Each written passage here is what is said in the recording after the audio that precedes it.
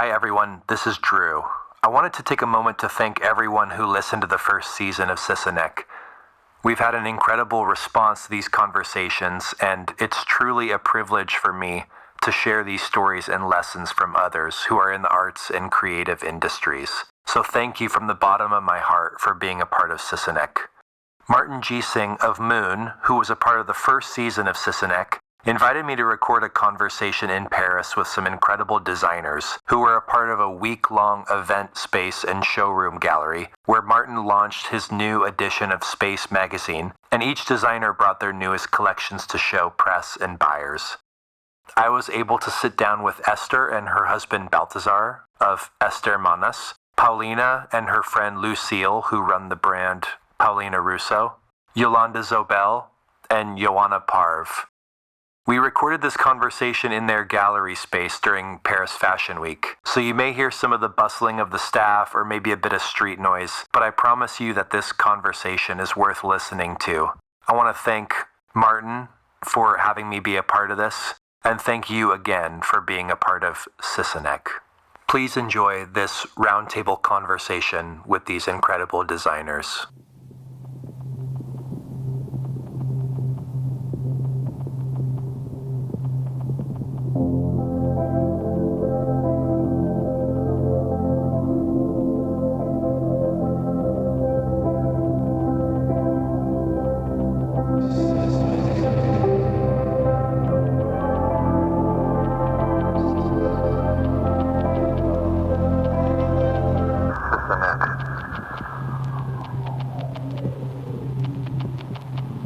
Well, I can say that Martin has been a big blessing for me, and, we're all here because of him today. And really, the reason we get to do what we get to do is because, we were inspired by others and we've had people that believe in us. But I would love to know who inspired you and who is the reason that you're in this spot today. So maybe, Yolanda, we can start with you. Well, Martin is a big part of that inspiration. We go a long way back. We know each other from when we worked together at Acne Studios. And we've always been in contact and always from a distance and sometimes near to each other, supporting, very supportive, this act of love that I would call, to say, come here and show your brand that I put together in a month also. So this is also quite new for me. And me being a bit of a different generation than all of you that are here, that I started the other way around, no? So I worked for the industry mainly and for big houses all over the world. And then I decided now to do my own brand. But it feels like, do we have more information when we work for big houses to be able then to do our own? I'm not so sure, because actually we learn a lot of other things, but the essence of finances and production and the complexity is not, you don't learn that when you're in the houses, no? Not so much. But sharing this new generation that finally people share information and talk to each other, that back in the days when I started was very exclusive and very hidden and very difficult. So there's some really positive changes, and that's why also it inspired me to also go out there and say okay, I want to be part of this energy. Yeah. Esther, what about you? Maybe you can start to explain. I don't know, but maybe you can start. Yeah, I think I don't want to speak for Esther, but I think we work together, so you can speak for me. Thank you. You have permission. No, but I think all the Martins in the world who helped us and no, but that's true, because this time we are taking back to people who really helped us at the beginning, and now it's you, and it's really amazing, and it means so much, because at the end you can be a great designer and have a lot of followers on Instagram and maybe sell well. You need to have a great support around you, and especially when you are independent. Yeah, and so and with time you can also spot people maybe we didn't think about them before, but now oh, that was super nice, and it means a lot to us, and so that's all those people I'm thinking of. Yeah, all the stars around. Yeah. Totally. Paolina and Lucille, what about you? You started this conversation with like, let's talk about people, like community, which is a lot what we do. I think we have to say one name for us, which would be Olia, who you mentioned as well. Yeah.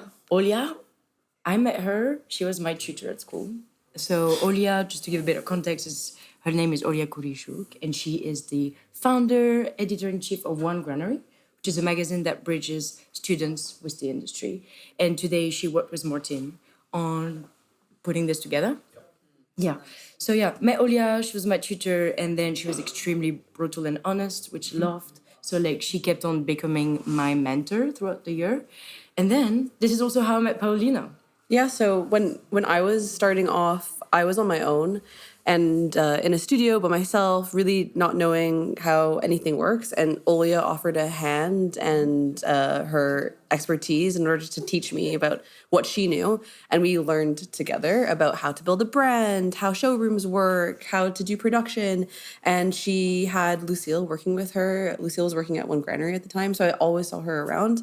And then eventually I was looking for a studio space. I couldn't afford my studio anymore. And she's like, great, I've got a studio for free. I'm going to put you in there. Do you mind sharing with someone? And I was like, oh, yeah, sure.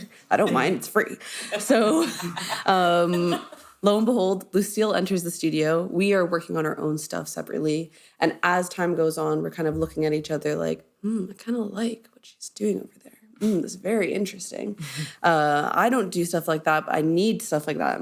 And so we kind of were aware of each other. And then just one morning, I woke up and had this thought in my mind, like, oh, why am I doing this by myself? Like, if me and Lucille did this together, could we take over the world? That was like the thought that hit my head, but that's a very forward thing to ask someone, like, oh, do you want to take over the world with me? As someone you barely know. Yeah, like we didn't know. This was like sharing a studio. 2 months of sharing a studio together or something. But then you had the same. Yeah, it was really weird because I had the same thing. Like I remember being in bed the night before and I couldn't sleep and my hands were sweating and all of this. And the day after, she was acting so weird in the studio. She had like a big deadline, but she was cleaning up. So I was like, surely something is up. So maybe I can open up a conversation. So like awkwardly came to her and was like, yeah, do you want to like do this with someone? She was like, yeah, do you want this someone to be you? I was like, yeah. But it was I was like, it has to happen. So it was meant to be. To Olia. Yeah. This is how we met. And then life continued. We continue working with Olia. She's here today. A part of this is very special. And then, we know a few of the people around the table. I mean, one really. Now more. So nice. Johanna, what about you? Who's your main inspiration? My main inspiration? That's a very interesting question. I don't know. I feel I didn't really have anyone like specific like who was helping me or like inspiring me to like who said that definitely now you should do what I'm doing right now. I feel like I was really much by myself with that decision because I actually started my brand while COVID and I really didn't have any other way than doing what I'm best at. So I felt like I was just really doing what came the most natural to me and organically, and it was almost like a survival instinct, like now, just do it now, just do it. And then I just work, and I had like all the time in the world because in COVID, nothing else was happening. And I was working actually as well 1 year at Burberry, and then I was like working freelance in a running wear brand. And then I just felt like there's just really like nothing else. I just didn't feel like I'm good at anything else than just doing my own brand, basically. And it just came organically. And I feel like there was just all these other people on the side who, I mean, some of them said, no, you don't seem like someone who should do your brand. Some people said, oh yeah, I don't know, it's going to be hard because you don't have any money.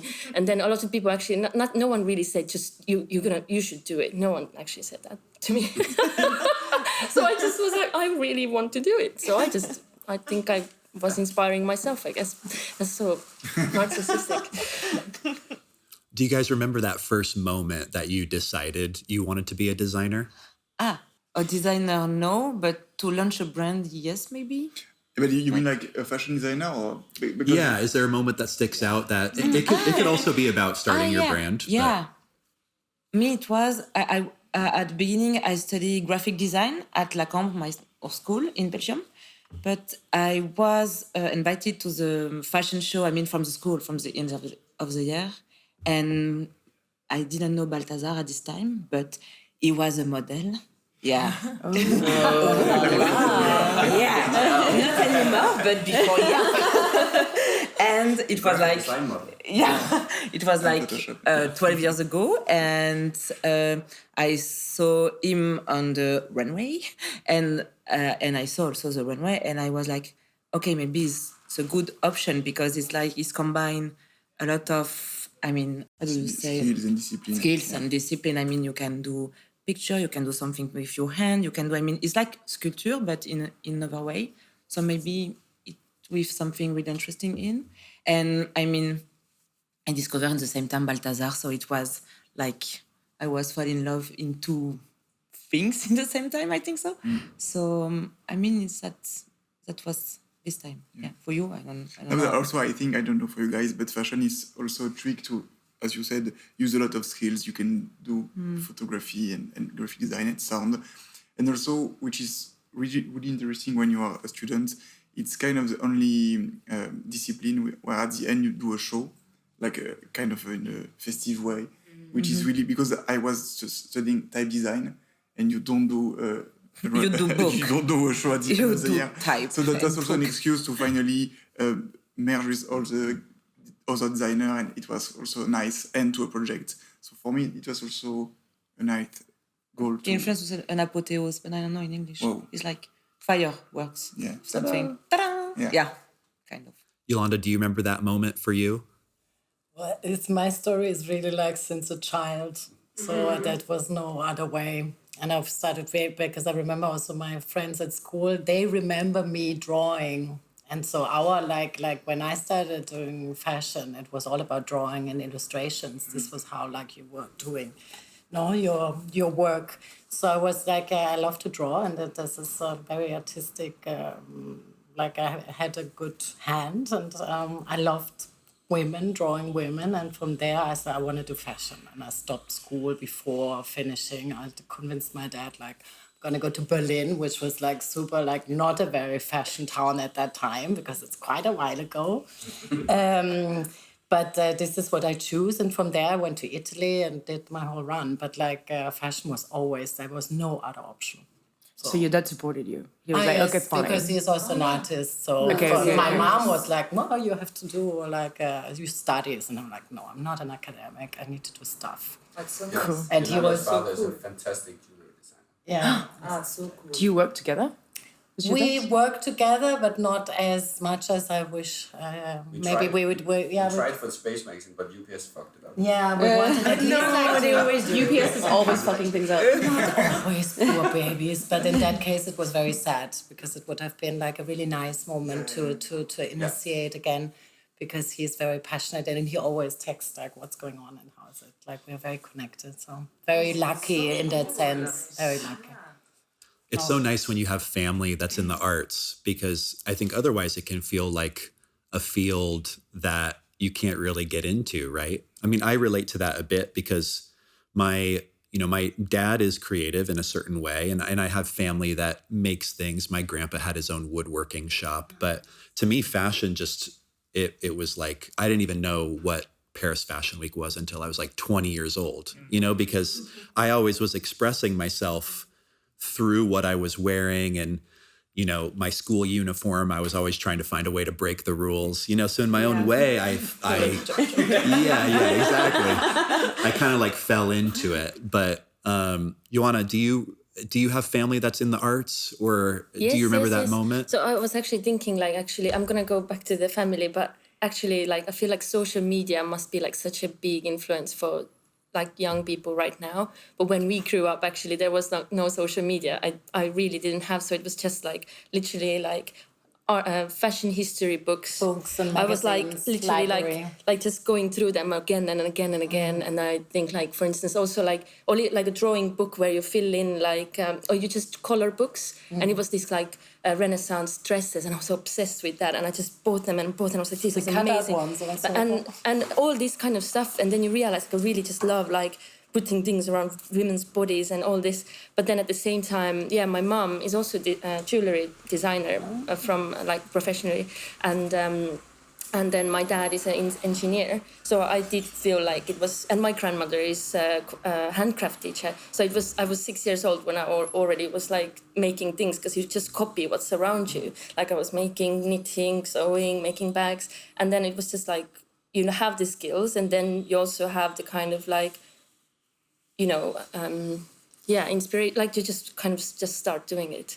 It just came naturally then, like I said again. Yeah. I think one comment actually to the last part of this project, which is the bookshop that's next to here as well, is actually also just to your point, because I think one of the main, at least like our main frustration with social media and all these things is that people tend to draw inspiration from there, which is basically too shallow, right?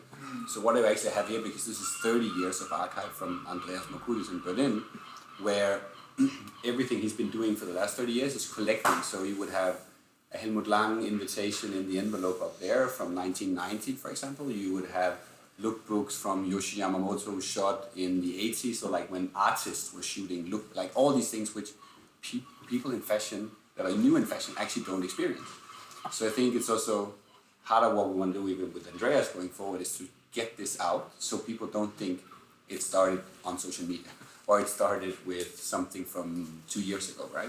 And not that everything has to be so deep, but just that you need to be able to dive into it at least. Because if everybody draws the same inspiration, then everything's going to look the same. Yeah, especially now when all the AI is like directing you, feeding you the info, which is like, almost like, it's always the same. Yeah. Or like if people do Pinterest in like research, it's just the same thing all over again. Yeah, and I mean, at some point you were like, and I became obsessed. And I feel like this idea of like obsessing over something is very common between all of us. Yeah, exactly. And it's like, if you draw inspiration from something that you had to find and to hunt for, that's like not social media. It's like a journey, You can really build this obsession and then the desire maybe to like, build around it or something more special than like maybe a screenshot. No, but that's something that was something that was so fun about the internet in the beginning is you really had to search. Like you really had to find, and there was a wayfinding, and there was pockets of things that, now there's an algorithm that shows you exactly what they think you want to see. But I remember, having our first family computer and really like searching and scouring the internet and looking at fashion and looking at websites or people who were obsessed and documenting books that they had and putting them on blogs. And that was my first foray into understanding what fashion was. I never understood it as a job though. I just thought like, there are people and they have those jobs, and me, I like being creative, but I didn't think that you could actually have that as a career. I just thought if you were a creative person, you'd be a painter or a sculptor. So that was my like idea of creativity, but I was always drawing when I was growing up. I really was obsessed with this idea that like the belly button wasn't exposed enough in fashion. I was like, we need to do more clothes where we, make a little window for the belly button. Fully covered, yes. Yeah, like full gown, belly button cut out. And that was always my like signature. I don't know, probably like a movie or Autumn Winter 25 maybe, So that was my like fashion design experience growing up. And both of my grandmothers, so I'm half Italian and half Filipino.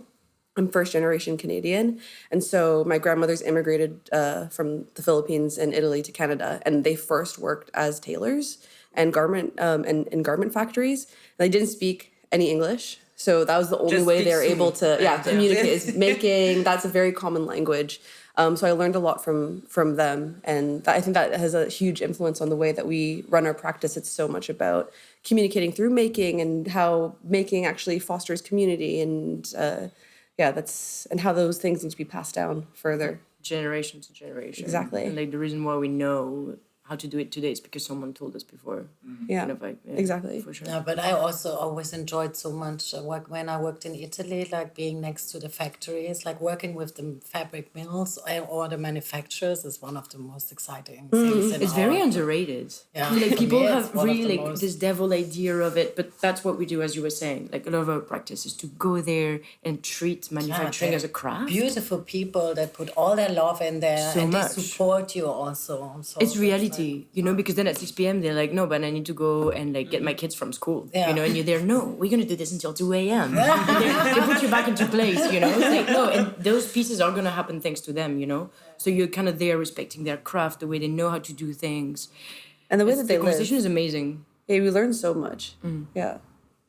Let's talk about the craft element of it. I mean, what gets you guys excited about a collection? Is it a particular craftsperson that you found that you want to work on something with them? Is it a piece of music? Is it a film? I mean, where's that starting point for you guys? I mean, a little bit of everything you said. It really depends, no? I feel like maybe we're all a little bit like sponges. So like sometimes you're even surprised by your inspiration. But I would say for us, like craft is so central that it often starts with what craft have you discovered that we can like learn from, discover more, meet the people that know how to do it. I don't know, I remember at the beginning of the season, I got offered a bag that was made out of beans, like woven beans. And I was just like, oh, see, it's a kind of craft you can still discover. It's not yet like all over the place. And let's see and find out who can make it. You know, who knows this craft specifically. And then you get led down, like, I mean, we get led down lots of like winding and interesting paths. It led us to a woman. So this season we worked with a woman who works between France and Peru. She's Peruvian French. And she connected us with a lot of amazing craftspeople in Peru, a lot of women who still practice traditional crafts.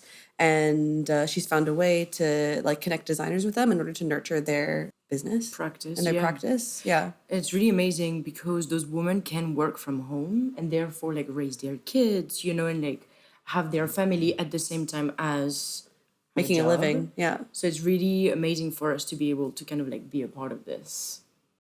Johanna, where do you start usually when it comes to a collection? I guess for me, it's important. Like, I think what inspires me, I always think, like, for instance, how can I make a garment with no seams? Or can it be seamless? Or, like, can it be like that you don't see any details, but just one detail, everything concealed? And then I'm thinking, but what if, I'm just asking loads of questions, but what if it would be a suit that I can, like, also, like, do this or that, and it moves this way, and then it allows this, and then I'm just kind of start, like, building a collage of this like different functions, and I think it really inspires me that I can make kind of everyday, normal, simple, very basic clothes in a very like couture, and like add like kind of like the hand, like very specifically made by hand shapes, like ergonomic, really working with your hands, but then manufacturing in a way that it's like really tech. I don't know. I think it's just like I'm just pushing until I'm like really happy. It's just, yeah, I think I'm very, like I have a lot of different questions that I'm trying to, yeah, like if it's, can you move in this, like in this certain way? I'm quite, yeah, strict with myself. So I'm not really happy with almost anything. Yeah. But I'm inspired when, yeah, I can achieve in the end, like at least like 90%. Yeah, that curiosity, I think, is a huge part of what we do, isn't it? Yeah, I think curiosity is, I'm really curious, like, is it possible? Is it possible to do this trouser in that way? And then I'm just testing. Yeah, that's how you push things forward, right? I mean, we have to be questioning what's happening now and also like where we can take our practice further. What inspires you guys usually? I think we have like a really strong starting point for the brand, which is inclusivity and reduce the sizing of clothes and being really around women and women's body. At the beginning, the topic was really like ambitious, if I can say that, because it was to resolve everything in one size fits all. So it was really, so I mean, we tried a lot, but we still do it. Huh? We are still, yeah. But now we find the way to cut the collection in like 3 or 4 parts and to split in like 1 size, 2 size, or 4 size maximum, and to cover like size 34 till size 54. So it's like a large scale of size. Big, also because I'm big, so it was always something really selfish at the beginning because I was to respond to this question and I was to find a solution, because with Balthazar we are really like, when I said the word designer, I think it's really a beautiful word because it's like a problem solver, kind of. I think we don't like to, I mean, it's weird, but we don't like to like drape and, I mean, it's like not. Yeah, it's a bit dry as a process. It's a bit dry. No, but not dry, but when it works, and it's You're like, let's be honest, it's dry. But at the end, the clothes are really generous and everything. But the journey to accomplish this is like a bit not dry, but it's a bit about math and about like how to calculate. Size between two people and how to adapt the clothes to find the good fit and the good feeling between two different body, and how can I like start to the size 34 till size 44 and find the good balance between. Maybe I'm not clear. No, but I think also this constraint help us to find a new vocabulary of fashion we didn't know Esther and I would like, because we were quite formal and really type design. Yeah. And so now we have like box of ideas we can explore through collection, and so now it's time to open this one and try this. Yeah. And also you're right, we need to make room to spend time with like craftsmen and factories and learn new techniques. And as you said, like when we find a new technique, like okay, we need to do a full collection with that.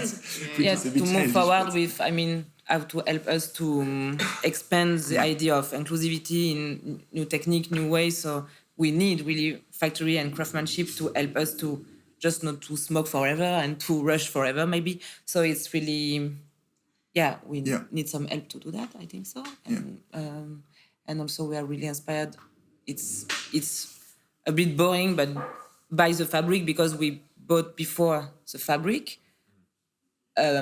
Before the mood board, before everything, we buy in dead stock every fabric. So it's like we start the collection with this. We have to work with this. So for the color and everything, we are inspired by. There is blue. So it will be purple. So it will be. Voilà. So I think it's really problem solver. I have this, so I have to work with this. So maybe I have to do this, and voila.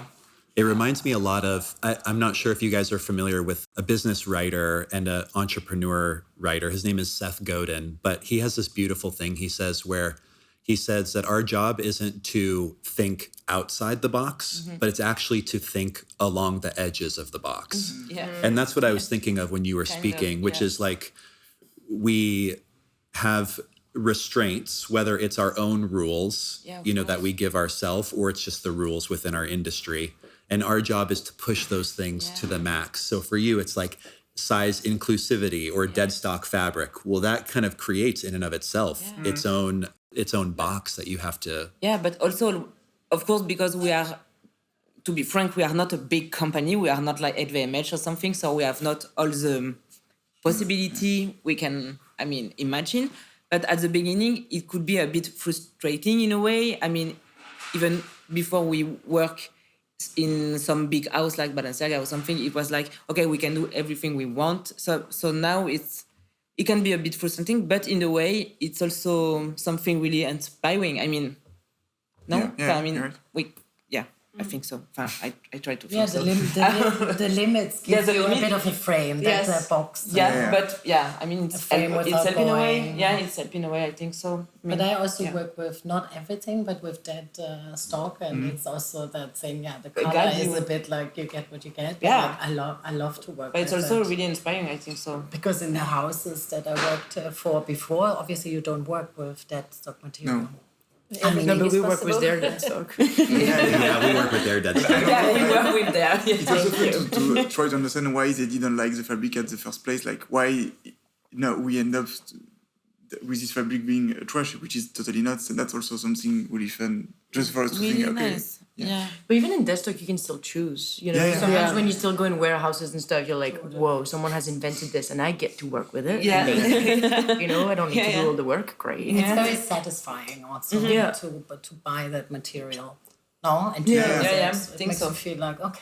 Maybe sometimes it comes back to this idea of like archive and finding inspiration in books when you need to hunt. It's like, you had to have the chance to find this fabric. There's a little bit of like a romantic idea behind it. Mm-hmm. Like, that's cool too. There's like a serendipity maybe that comes with it. Mm-hmm. A little bit. I don't know if that's how you feel about it. But Yeah, it's, Sorry. no, but it's maybe for us the most creative moment of the collection. Wow! Because it will be the foundation of the next. It will be the foundation of the next collection in terms of colors and feeling and blah blah blah. So you're right. It's quite. We are super happy when you find a nice fabric. Yeah. What is the weirdest place you found something that you had to do a collection with? Like what's the weird? No, I don't know. Like what's the most but crazy in material? the last collection we found that stock of painting rolls. And it was like huge. canvas. Yeah, no, but When you have to paint your wall. Oh, the wall, the thing you paint the wall with. You know, you like have some roll. You have some roll, and you buy the roll, but it's fabric. To do the roll, you have some fabric. So we bought the fluff things. There was so much cool. with like stripes and stuff. We do our fur with this. Oh my god! So you can paint the wall with. It's filled with it. That's cute. It was fun. Super fun. Where did you find it? Paris. In Paris. You have Paris and you are like around Paris some warehouse and you're like so and there is a guy Thierry, a really nice guy, and he sent us. We just finished painting actually. So maybe it was a nice fabric at the end. I mean a bit stiff, but nice. It was fun. A bit like So a runway idea could be that you have somebody roll out I was thinking about doing you could paint the red carpet or something. Yeah, it could be. It could be. Maybe we can do that. Totally. We were starting to touch on it a little bit, but I would be curious to hear your guys' thoughts on social media. And Paolina and Lucille, you had a viral moment happen from one of your shows, and so maybe I think it would be interesting to hear your perspective on social media and how it helps you or your process, or maybe has hurt your process in a way. I feel like social media for us is like a chore. Well, at least personally for me, because I'm doing Instagram, so I am like, okay, it's 3 p.m. and I go on my phone, I'm like, okay, post. So it's a little bit of a chore. It's fun though when it feels like a little bit off the cuff, because we have a lot of fun in our studio and around London, and so it's really nice to share that aspect of it. I don't like when it feels like a chore, like okay, every day. But there's a lot of like fun that we have with it, where we'll be in the studio and we'll show what we're up to. We're going to yoga and we're running around on bikes trying to pick up all of our yarns and fabrics, and like that's the part of running our business that is so fun, and we want to share that with people, and it's like exciting because then everyone feels like they're a part of it as well, and they kind of are, because then we're asking questions like, where can we find those things. Yeah. I mean, a lot of what we do also is to like show the process and how things are done and like present the people that we work with. So social media is like such a great vessel for us to do this, like portraits of people, showing the team, really like explaining and a bit like dive deep into documenting what we do. And how things are made. It's crazy because then we have people, like we had some girls come to the studio the other day to like buy some pieces from us. And they're like, oh, these are the jeans that are laser etched. But they don't come from a fashion background. They just know it because they've seen it on our Instagram. And that's really cool because then it's a bit of this like educational process, and people then desire the clothes not just because they like how it looks, but also they're like, I understand the process behind it. And so then when they're wearing it, they're like, yeah, these are made this way. And that adds so much value to what we do. So hey, 100%. It's amazing to keep sharing these. To explain. Yeah. Virality though is never our goal. That just happens sometimes. It's uncontrollable, right? Like actually people told us, like it's almost like we didn't really realize, people were like, did you see? And we're like, what? Show us. We're like, oh my God. I feel exactly the same way as I did before. That was fun though. I mean, the show was like so much fun. Also, it was like our first show ever. Yeah. With Zalando in Copenhagen. So it was like nice. Incredible. Then it went viral. We did like collaboration with an artist called Espen Weiler, and he's a performance artist. And I feel like no matter what, when you combine performance art with fashion, people hate it. They have something to say. There's something to say. Like, what is this? This doesn't make sense. Anytime you combine anything with fashion that isn't fashion, they're like, this is insane. What the heck? Yeah. And then you get such like a different variety of what they think it's about. You're like, this is so interesting. Maybe it should be devil about that, you know? worshippers. Yes. Oh my God, those guys are devil worshippers. Are we? You're like, I didn't know that. I didn't know that. We're like, but awesome. But it's like really interesting, like, you know, how we perceive ourselves and then finding out how we are perceived. That's always a very like interesting interaction. But it doesn't really like phase us. I feel like when it happened to my boyfriend, he is a photographer, and he's like, if this happened to me, like I would have been crying and really stressed out. But we were like, sick, man. You're like, toast? Yeah, do you want some breakfast? It's just like we are able to separate ourselves from like the perception of ourselves, which is, I think, really nice. And sometimes very hard when you're starting a brand. I remember when like the brand was just beginning, it was really hard for me to separate myself as a person from the brand as an entity. So I felt like anything went wrong, I was like, I suck. It's me who sucks. But actually it's like, you know, it's something that we're nurturing together. It's its own person. Yeah, having that space from it, I think, is something that's really healthy. But Johanna, what are your thoughts on social media? And does it feel like a chore for you? Is it something you enjoy? Yes, I definitely. I feel like I have to like schedule that moment in when I have to do the posts, and then it takes me always like so long, and I sometimes like. I think it took me the whole day basically, because I'm just like, what am I gonna write? Like, this text, and then I'm like asking like 5 people, do you think this is better or this is better? I'm like, oh, okay, stop doing that. Just like try again, and then I'm just using all these different like apps that help you to design your layout and stuff, and then they stop working in the middle, and then you're losing it, and then you're like taking screenshots. I mean, it is really hard work, I would say, but it's I think like I enjoyed it at the same time. If I would just have to do that, I would really enjoy it. But it's just because it's just all these other things you have to do, and then you have this like, you don't have time to actually do that, you know. But I do enjoy the presentation side of having a brand a lot. I haven't gone viral yet, though. I mean, for me, it's a disaster. It's a disaster because I was like, I don't come from that way of expressing. Like, design for me was always something like very intimate, and not like the process of showing it and sharing it and constantly informing everybody what you do and how you do it and so on. That's it. So I have to learn. And I really have to learn, and I'm excited for that part, because obviously, like, people are curious, they want to know. Yeah. And like they want to know, everybody wants to know, and they want to see you, and they want to see you, and they want to see you. And I need to do this now, and I'm going to go through it and do it. But it's not what that doesn't come naturally at all. It's just the opposite of like how I grew and how I did 20 years of like fashion. So for me, I was never my face and my persona was never in the front, no? But now being inspired also by my friends and by how they wear things and so on. So I need to, and I want to, but it's very hard. And this thing like one day for a post, that is not normality in my world. So I want to become more effortless with it, yeah. I think what's difficult about social media is that, you know, it rewards things that sometimes don't line up with good design. The viral aspect of it is, of course, you can't plan for that, you know, but something can be horrible and go viral, or it can be, you know, and as, I mean, you all are artists, right? And that doesn't, it doesn't really benefit artisanship, really. But Esther, what do you think about social media? It's really the same. I mean, at the beginning with Balthazar, we're trying to say, okay, the brand Ester Manas, because I'm like you, talk about Ester Manas like a brand, but I am Ester Manas, so it's really like confusing in my head sometimes. But so we decided to say, okay, Ester Manas, it's about women, all the women, so we will share just them and not us. Never.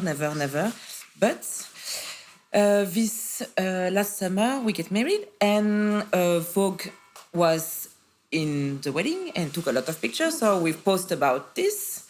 And it was something. So Balthazar and me were like, okay, so the community don't want beautiful picture as something really created, they just want to see and to know about Balthazar and me. I don't know. I mean, between at least something related to the daily life of a brand, like you and people you explained. and not. Paolina, sorry. I mean, like Yeah, but it's quite. It can be a bit depressing to see what's working and what's not working, especially when you are working on like a nice image or a little campaign or. But during like one day and it's like nothing. And you get nothing like. Why? Yeah, and just you post Balthazar and me in the hotel room with like, comment tu say, a peignoir? With a robe, like a and it's like really like best post ever, and it's become like a lot of sale on the website and everything, and you try to do a beautiful shoot with a lot of money and people involved, and it's like nothing, and we are like, okay, come on. So sometimes I'm a bit, comment tu dis, je sais même pas le mot en français. Ça, comment tu fais ça? Ah ouais. Perplex. Perplex. Yeah. I don't know. I'm a bit like the emoji like. I don't know. Baffled. Yeah.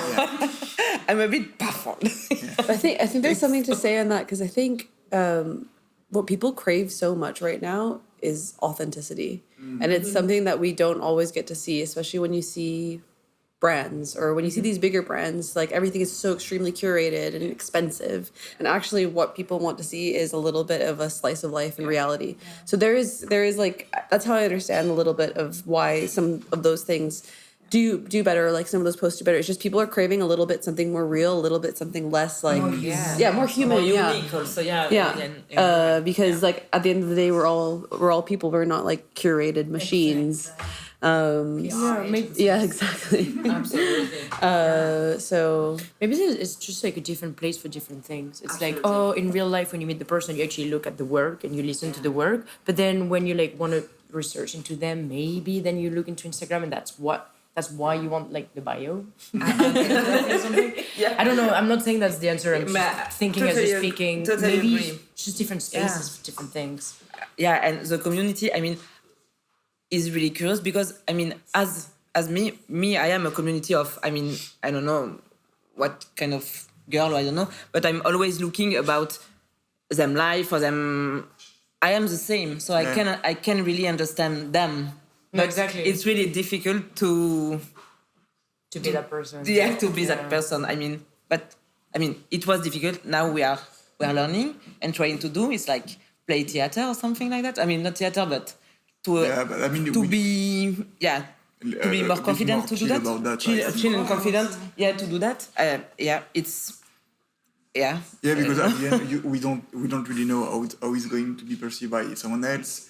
You can get like some hate also, or Instagram can block something, or TikTok, or I don't know. Yeah, but so we just need to try things and see how it's going. And in 3 months, you will have like a new rules, and okay, so we need to change. But also because I mean, Instagram is like the big portfolio you can have now, and so in my head I was like, okay, I have to choose. Because, I mean, if the people from the industry see this, maybe they don't want to know about Balthazar life and my life. The people, I mean, from big Paris brand, Fashion Week, big brand, I don't know. And you have also the community. They want to know about you deeply. So it's really, I mean, not confusing, but... you need to find a balance between... So, I don't know. Yeah. I think that's what's hard about social media is that we're seeking something authentic. So we start to put more of our personal life out there, right? But then it makes it harder to disconnect, don't you think? Because now we rely so much on social media to tell us about what people are doing or where people are. And so, do you guys, is there a disconnect that is there a limit to social media that you have to put on yourself so that you're not getting inspired by the latest collection from somebody else, or because it can start to get back into this like who's inspiring who and where the references we're pulling from. I think we just interact, like we just post, but we don't interact. Like I think I'm more interacting with TikTok than I am with Instagram. I never look at Instagram, but only to post. But then I'm just like constantly sending Lucille memes from TikTok. So there's like no like fashion content. It's only like pure memes, which is like I'm so happy that is my algorithm, like just humor. Like to look at fashion and collection, I still enjoy looking at the collection as a collection. So like I would go on Vogue Runway more than scroll down because I'm like, oh, I want to understand how they made this idea evolve. It's Blah, blah, blah. cool on But maybe it's Instagram. just a designer way of doing, I don't know. But I would say like, yeah, not scared at all of being influenced by any scrolling down images. Or like it hasn't happened. Don't think so. Yeah. Yeah. Maybe we do a lot of our casting though. Sometimes through social media, we meet a lot of people. That's so true.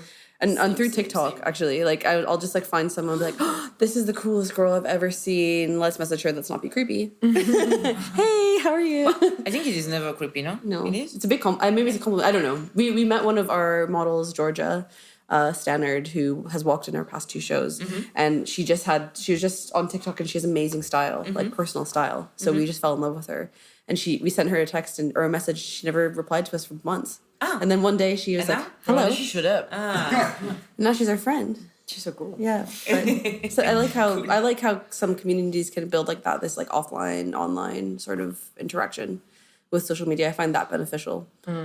But yeah. Great.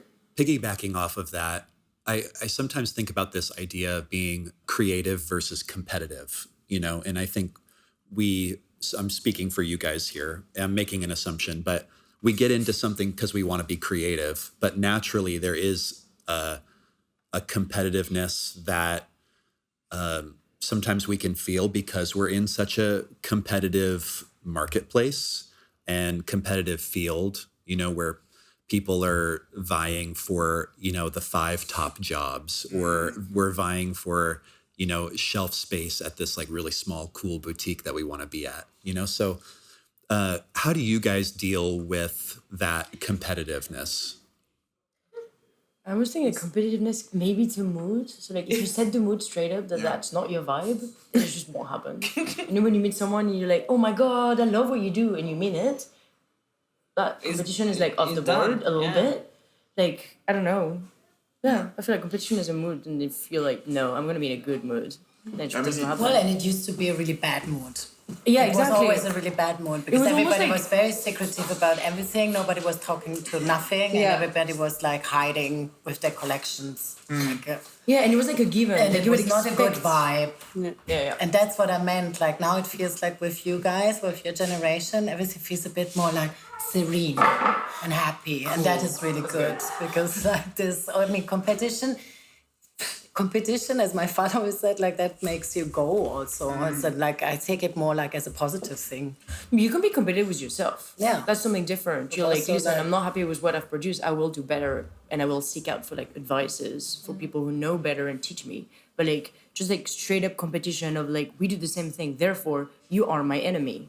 I think that's a bit. And we do the same thing backwards. doesn't really exist also. Yeah, that's very true. Everybody is like it's so personal, even if it is a bit in the same vibe. I think that's also this project. I think the main thing with this is that I think when I look 20 years back, we were way more, when I started at Acne, we were way more kind of communal in a way because we would talk to each other about leads or stores or like things to do. And even as you said, like you would have like connections you would kind of want to share. I think people are a little bit less sharing unless they're kind of like with Olia where she brings people together. I think, but as a general note, I think people actually should be a little bit less protective and actually just the more you would invite people in, the more it would also be a nice way to know new stuff as well, right? Because you can't figure out everything by yourself. So I think that and then the competitive energy is a vital point of it also because that's what drives things forward. And I think that's what all of you also embody as well because I think it's a vital part of the future of the business. One thing is, and not just going for the next creative director role, but just actually also pushing for new ideas, new ways of working. Totally agree. Building an underground scene, which is not because a niche can be so much today. So I think it's important a niche becomes mainstream in a way where it just becomes more inclusive. Right? Yeah. I don't know about you guys, but personally, I'm in this industry for the people. Like, I think this is the fun, It's like each time you meet someone new that you're inspired by, you're like, this is why I'm doing this. So this is when I think like competitiveness can be a bit just if it's with yourself, cool. With the others, it's about like community and sharing. That's the fun of it, honestly. Team sports. Yes, exactly. 100%. It's funny because also our swing tag is a first place ribbon. Everybody gets the first place. Yes, everyone's a winner. How do you guys fight discouragement? I mean, because we are in a tough industry and we're doing the best we can, right? I mean, is there a process that you have, Esther, or Balthazar, when you're feeling low, something that just helps pick you up? Wow. No, but I think, especially right now, we try little projects. I will respond drink, but Drink. but we, please. No, I think it's also right now it's very important to really focus on what makes us happy. It's basically if we are not happy, we can't do anything. So that's like doing like a nice pieces, a nice meal with friends, and meeting some new people. Like, let's say we did something in Paris for the first time, which was a pop-up store, and it was maybe the most great day we had with the brand since a long time ever. ago. And so yeah, no, but I mean it's, Yeah, because we met all the people around. I mean, yeah. So please. So, no, but and it's so you need to have a record of all the little thing and build something with it, because it's so easy to just open the email and say what the fuck, like ciao everyone, like I don't want to say Ciao. that. So that's because we can sometimes have the feeling of we all try to get invited into a room which is fashion and everything, and right now we are a bit like, do we want to go in this room? Like maybe it's not the nicest place in the earth. So yeah. When you spoke about the competition, I was thinking about that. I think we are with Balthazar in competition with fashion. I mean, just to prove to exist and to prove we can fit on it, because I mean, basically with the big girl and everything, we cannot fit on the system, but we have to fight and to prove we can fit on it. That's why I'm thinking the competition is really based on this. I think so. But yeah, je sais pas pourquoi je dis ça. I don't know why I'm that. Yeah. Sorry. Finish. Sorry. No, but yeah, you never know also how the others are experiencing something, and so yeah, we try to stay really focused on what's working best for us and then build on it. Yeah, I guess. Yolanda, what about you? I mean, now you've been designing for so many years. Is there something that keeps you going, fighting through that discouragement? Difficult. But I think it's more like when you have like you are found as a person in your personal life, like something that helps you like to rebalance yourself. But that is for everything. Like the more, you need like some balance, and you need some breaks, and you need some love, and so like it's more like, it's very personal. I think like discouragement, and especially because I've been so long in it and I've been discouraged so many times, and also so frustrated and so sad also. Like to be given chances, but not like no patience. The business is extremely hard and very cruel to you as a woman, especially also. And so I don't know. I have like an inner kind of like, I'm just going on and on and on, unbeatable. I don't know. It's just like, because for everything that I have been taken already, I could have like easily go and say, this is it. Yeah, you have to be a fighter in our business, don't you? Yeah. Because for me, just so I always build in my head new project. I mean, to become a nurse, to open a restaurant. I mean, I always become like a parallel life, and I try to. And Balthazar is always like, please to become a nurse. Stop. And I was no, maybe I can do this. So I have always a plan B, always in my head, because I need to sometimes thinking like with love about this plan B. I'm like, wow. And Balthazar tell me, okay, man, now shut up and open your Excel file and do something, and I do it. And so I'm the bad guy. No, you are. No, not at all. Yeah, but I always think about it, like when I ride my bike to the office and then I pass somebody like digging a hole in the street. Imagine not having to answer emails and phone calls and all these things, and then. But then I choose to do this because it's also nice. So I think of course. it's like from Trainspotting, right? It says choose life. So I think it's also we have to choose. I think it's a burden. You're all blessed with a talent, and we have to do it. And this is us sticking up to the system. Of course. Trying to give it a little bit of extra. Beautifully said. Wow. What excites you guys about the future of what you're doing and maybe our industry as a whole? Ooh. I think what's exciting is sharing. Like, again, it's like making all of those things and making it part of a community, making it all together craft. It's like the existence of craft in a digital future that's coming up is so exciting. You know, how is that going to happen? Well, we're here to help.